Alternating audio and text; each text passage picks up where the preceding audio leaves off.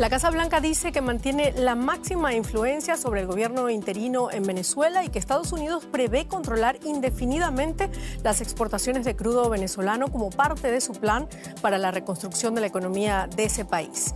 Con esto comenzamos. Los saluda Silvia Cabrera desde Berlín. Titulares. Estados Unidos anunció la incautación de un petrolero sancionado en aguas del Caribe poco después de que fuerzas militares asaltaran otro buque con bandera rusa en el Atlántico Norte. Trump dice que Venezuela entregará millones de barriles de petróleo a Estados Unidos. Estados Unidos insiste en que la diplomacia es la primera opción para tomar el control de Groenlandia, aunque sin descartar otros escenarios como una acción militar. La próxima semana, representantes de Dinamarca se reunirán con Marco Rubio para discutir el tema. Agentes anti-inmigración de Estados Unidos matan a tiros a una mujer en Minneapolis durante una redada. Las autoridades han acusado a la mujer de intentar atropellar con su vehículo a los agentes y han alegado que los disparos fueron defensivos.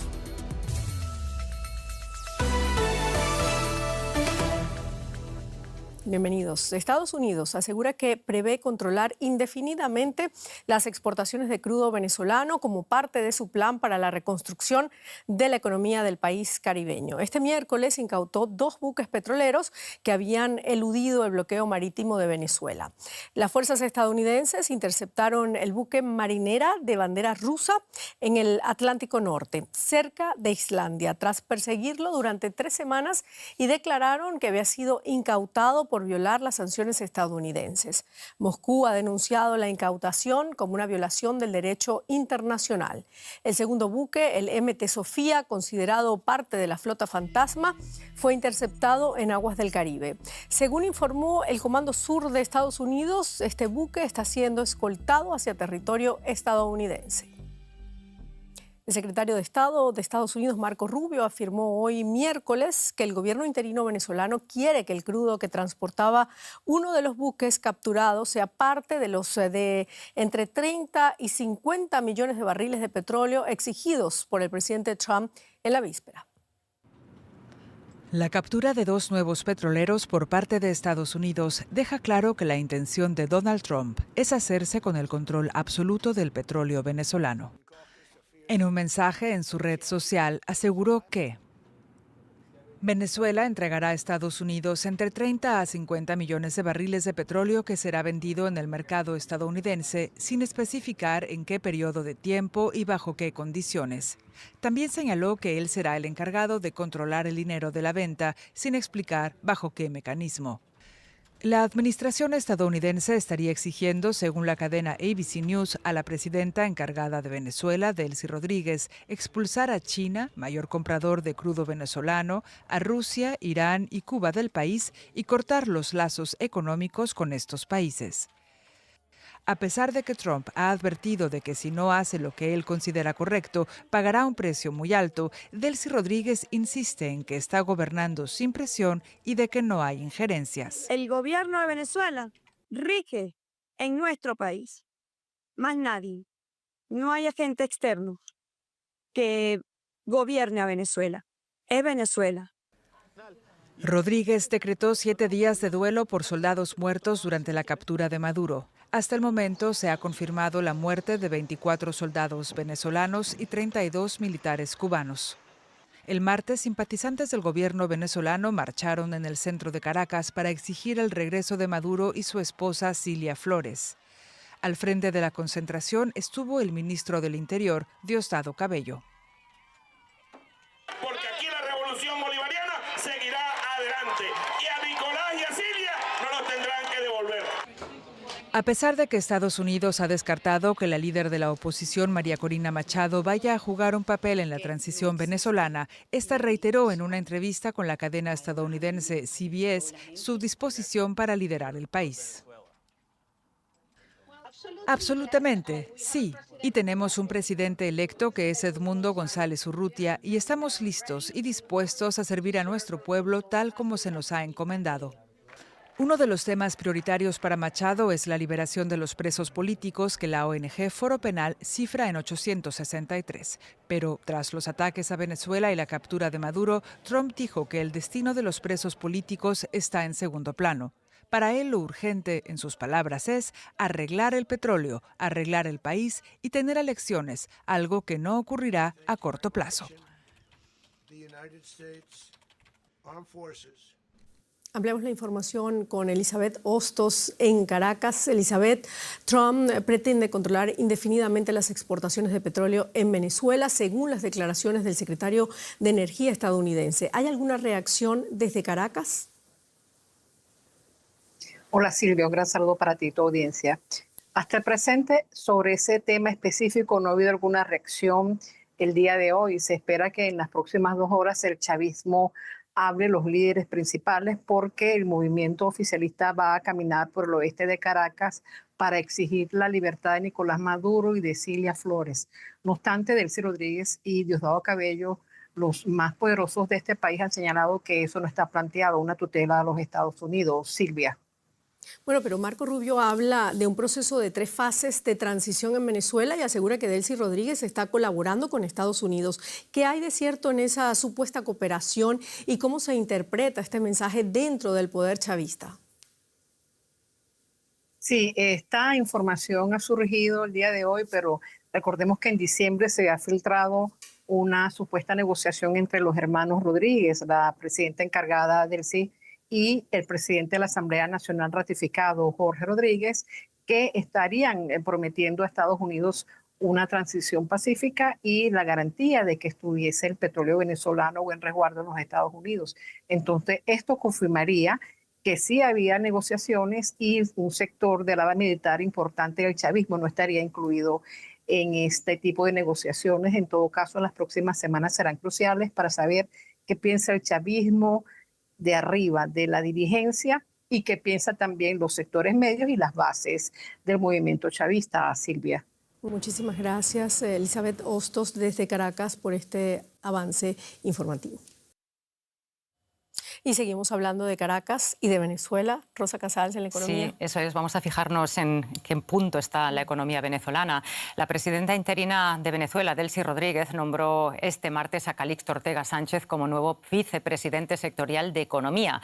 Ortega se desempeñó como presidente del Banco Central de Venezuela hasta abril de 2025 y trabajó en la industria petrolera. La renegociación de la deuda y la normalización de relaciones internacionales se perfilan como temas clave para su gestión. Venezuela enfrenta retos económicos como hiperinflación, caída de la producción petrolera, escasez de divisas y bajo poder adquisitivo. Además, las sanciones internacionales limitan la inversión y complican la recuperación, y el país necesita también diversificar su economía más allá del petróleo. Vamos en busca de más información sobre el nuevo responsable de la economía venezolana. Tenemos el placer de conversar al respecto con Ricardo Hausmann, economista de la Universidad de Harvard en Estados Unidos. Señor Hausmann, gracias por atendernos. ¿Cómo interpreta usted el nombramiento de Calixto Ortega como cabeza del equipo económico del gobierno de Delcy Rodríguez? Bueno, que es la continuación del chavismo. Este es el señor que fue presidente del Banco Central de Venezuela durante la hiperinflación más grande que el mundo haya conocido en los últimos 80 años, por lo menos. Creo que su entrada al gobierno refleja de que realmente en materia de equipo de gobierno no ha cambiado nada con respecto a la época en que estaba Nicolás Maduro. Esta es la continuación del chavismo. ¿Y qué podemos esperar de él entonces? Bueno, no se entiende muy claro porque hay una relación muy extraña entre el gobierno americano dándole órdenes al gobierno venezolano en lo que tiene que hacer. No sé si lo hacen o no lo hacen, pero creo que en cierto sentido están viendo hasta dónde pueden presionar al gobierno para que se desdibuje, se desprestigie, se deslegitime. Creo que en eso estaría bien, pero en todo caso la situación económica venezolana está muy mal y las dinámicas de los últimos días, más que una recuperación, anuncian un deterioro de la situación interna. Ya el tipo de cambio se despegó en el día de hoy y de ayer. El dólar en el mercado negro está más del doble que en el mercado oficial y está algo así como 7 veces por encima de donde estaba hace un año. ¿Qué significa para Venezuela el hecho de que la Casa Blanca quiera controlar las ventas de petróleo venezolano? Bueno, eso solamente se entiende en el contexto en el que están presionando un gobierno que lo quieren coercionar, pero eso lo que quiere decir es que Venezuela no va a poder funcionar como una economía normal hasta que no se restituya la democracia en Venezuela. El gobierno americano ha dicho que quiere primero estabilidad, segundo recuperación y tercero democracia o transición a la democracia. Yo creo que no puede haber recuperación sin una transición a la democracia, porque el colapso venezolano es producto de que a los venezolanos le quitaron todos sus derechos. En la dinámica de estos días no nos han devuelto ninguno de nuestros derechos y sin derechos no funciona la economía. La gente no puede invertir, la gente no puede planificar, la gente no puede soñar. De modo que hasta el día que no se empujen las cosas para que se restituyan los derechos de los venezolanos ya votamos por una dirección política muy distinta a la que tenemos.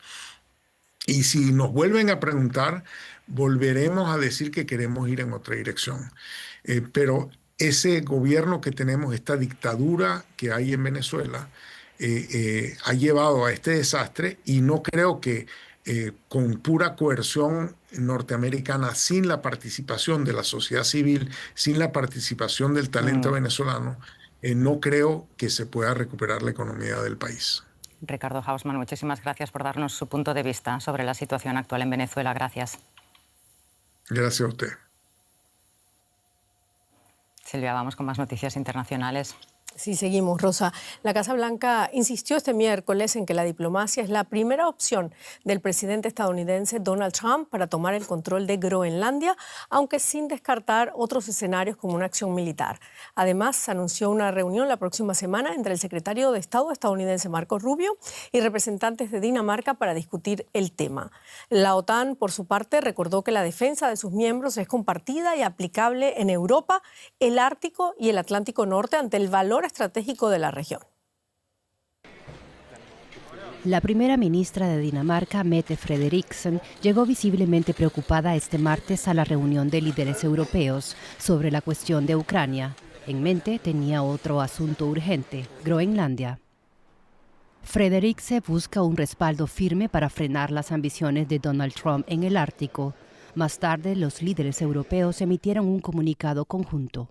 Groenlandia pertenece a su pueblo, corresponde a Dinamarca y Groenlandia y solo a ellas decidir sobre los asuntos que afectan a Dinamarca y Groenlandia. Las declaraciones más contundentes llegaron desde España. Como país, España, que cree en la paz, en la diplomacia y en la Carta de Naciones Unidas, evidentemente no podemos aceptarlo, como tampoco podemos aceptar que se amenace explícitamente la integridad territorial de un Estado europeo como es el caso de Dinamarca. Aunque es la isla más grande del mundo, 6 veces el tamaño de Alemania, Groenlandia sabe que es un actor menor en un juego geopolítico mucho más amplio. El futuro de Groenlandia ha vuelto a estar en el foco tras la operación militar de Estados Unidos en Venezuela. El primer ministro de Groenlandia, Jens Frederik Nielsen, instó a un diálogo respetuoso. Dinamarca y Groenlandia han sido aliados históricos de Estados Unidos. Durante la Guerra Fría, Washington llegó a tener unas 15 bases militares en la isla y desplegó a cerca de 10.000 soldados. Hoy esa presencia se ha reducido a una sola base y unos 200 efectivos. Entre la población de la isla, el descontento es evidente. Los últimos días han sido muy duros a nivel emocional. Te preocupas y piensas en el futuro. Y muchas ideas se te empiezan a pasar por la cabeza.